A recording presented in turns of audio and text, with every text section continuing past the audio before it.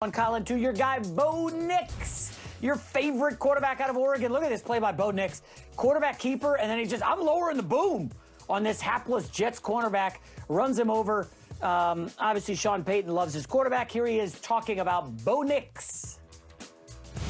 Sean, what's the balance with the quarterback on sliding for safety versus making sure you pick up whatever they... Yeah, that's a great question. I think, Bo uses his instincts.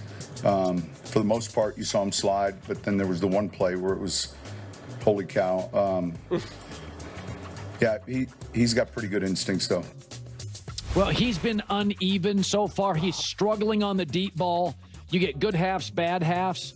I will say this. I think Denver's offensive personnel is pretty good. I think he's been kind of alarmingly off on deep throws. Drake May and Jaden Daniels from his class feel like I kind of get the same quarterback every game the last 3 or 4 for Drake May. I think Sean Payton privately is a little disappointed. I think they miss on too many opportunities. Now, again, they're winning games, and I thought after the Philadelphia upset win, remember I told you this Friday, stay away from this game. You're overseas. You never know what's going to happen overseas. You have no idea. And they'd been away from home, and they just came off their biggest win in a year. I'm like, stay away. I think they go back home now, get Jackson Dart. I think that's who they're playing. So, oh yeah. But I think you have to be disappointed. They've had open shots down the field, and they haven't hit them. Yeah, I don't want to go in too hard. I think uneven is a great way to put it. Colin, Bo Nix, not quite a sophomore slump, but if you just look at basic stats, completion percentage down, yards per attempt down, QBR down, quarterback rating down. I mean, everybody got tape on him last year, and I think defenses are throwing wrinkles at him that he's not quickly realizing, and as such, he doesn't look as confident as he did at times last year. I don't think Bo Nix hasn't looked confident. I never think that Bo Nix is unsure of himself, so I wholeheartedly disagree with that. I think there is too much of a reliance on these big plays. And he hasn't been as accurate as you would want him to be on those big deep balls. But he's been insanely accurate and quick everywhere else. And I think there has been a little bit too much of a reliance on those deep balls and some of the short yardage game, a lot of the screen plays and behind the line of scrimmage type passes, they're not going as big as they were last year. So, yeah, I understand why then some of these other statistics are going to go down, like passer rating, completion percentage, etc., etc. This isn't like that Bo Nix now is fundamentally playing worse or that he's now just doesn't look right. I don't see it that way at all. Again, the deep ball is its own isolated thing. And as Sean Payton has said, that's like the bottom of the list of things that he cares about in terms of Bo Nix development and the offense as a whole. And completion percentage, let's just use week 6 as a perfect example, because this is obviously the most recent example game, and it's really perfect because he has a 63.3% completion percentage, which in the modern NFL right now is not the best, not the greatest, not the worst either. But, it's okay.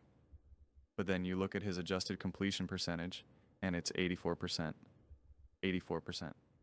So when you combine multiple drop passes, throwaways and whatnot, you're like, oh, actually, he was top in the NFL in completion percentage. He was top 3 in accuracy with Patrick Mahomes and Jared Goff leading the way, and had a greater average depth of target than both Mahomes and Jared Goff. Bo was 5.7, Patrick Mahomes 5.1, Jared Goff 4.1, and he had 0 turnover-worthy plays. So in a game where they could not get things going as well as you would like, he was smart. He took care of the ball. He didn't take sacks. He threw the ball away. Sometimes that's the way other games go. You absolutely, undeniably, no doubt about it, no ifs, ands, or buts, want to see Bo play better, want to see this offense play better.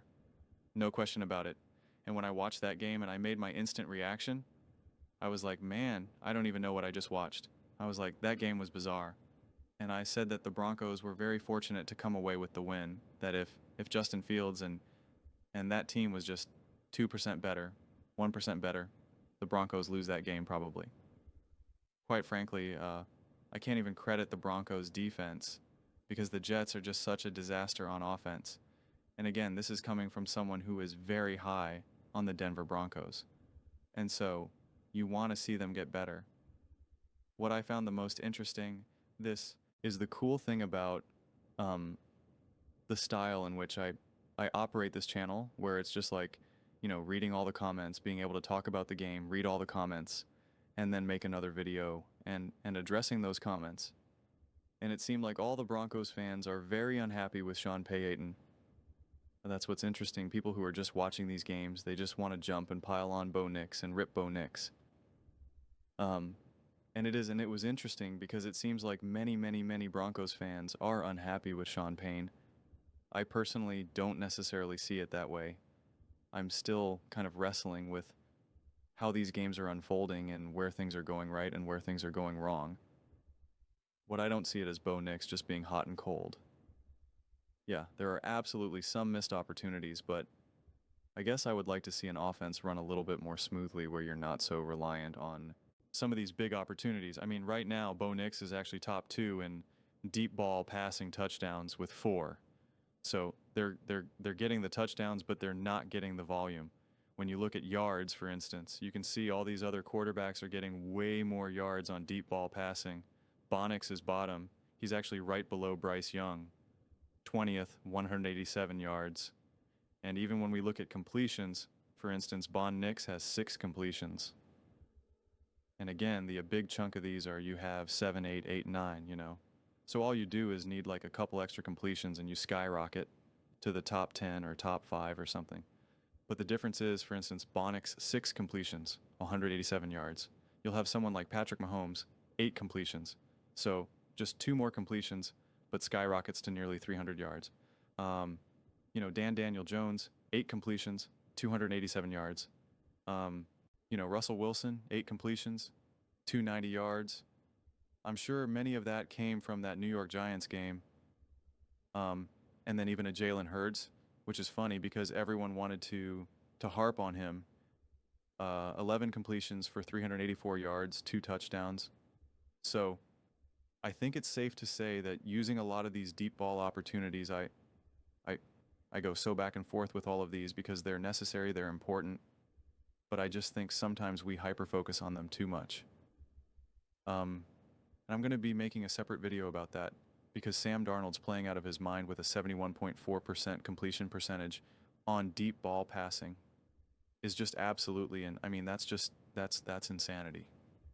That's insanity. And yet you're not watching the Seattle Seahawks offense. I've watched every single game of theirs. I don't watch that game and just think, oh gosh, you got to be careful. They're just going to keep throwing deep ball after deep ball after deep ball. You're just like, no, they need to be able to systematically pick apart your defense. You need to be able to do all the other stuff. You need those screen passes. You need the behind the line of scrimmage pass. You need the intermediate throws. You need everything else. You need everything else that the other stuff is great. But like he's got 2 touchdowns on deep ball passing and 15 out of 21 completions.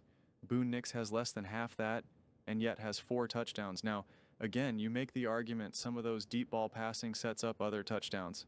Of course. But my point is that there's still other ways to kind of attack this offense. And I think every time people keep talking about Bo Nix and missing opportunities, it's mainly on these deep ball opportunities. So I do think there needs to be a bit retooling with this offense. Bo Nix needs to play better. I think there needs to be, what's the word I want to use?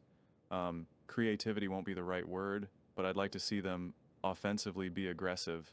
But that doesn't mean just constantly trying to push the ball down the field. And really, like, when we saw the one touchdown drive that Kurt Warner highlighted, and I talked about my post-game clip, how Sean Payton really set that touchdown drive up, really set it up for Bo Nix nicely with a lot of these short passes, and then was able to set up, forget who ended up actually catching the touchdown in that moment. I cannot read my rating, whoever the heck it was, because it was ended up being a wide open touchdown to Atkins. And it was shot, it was set up by all the short throws. I'd love to see more of that throughout the course of the game. And yet we never quite see that. We do see that a lot on a lot of those scripted plays, but yet I do not regularly see that throughout the course of a game. That I see less of, and I would like to see more of that. But I am curious, and so many people seem to be blaming Sean Payton right now. Specifically what, that's my question to you guys right now. Specifically, what about Sean Payton? Are you frustrated about? Because again, I don't fully share, I want to be very clear, I don't fully share those same frustrations, but I am curious. I would like to get a better understanding what the Broncos fan base feels right now, why the offense is lacking, what your issue with Sean Payne is, or Bo Nix for that matter. I would like to get a better understanding so I can talk about it more specifically, where you see things going, why things are happening how they are, and what changes need to be done. But those are just my thoughts. I'd absolutely love to hear yours. Let me know in the comments below. I read every single comment. So whether you agree with me or disagree with me, either way, let's get in some discussions, let's get in some fights. But ultimately, let's just have some fun. And please do consider subscribing. We are building an amazing community here, and absolutely love to see you part of it. I want to build something that we all genuinely feel connected to. Something that we're really excited to be part of. I think we're well on our way to doing it. Please don't forget to give this video a thumbs up, as it really does help the visibility and the algorithm. Thank you so much. See you next time.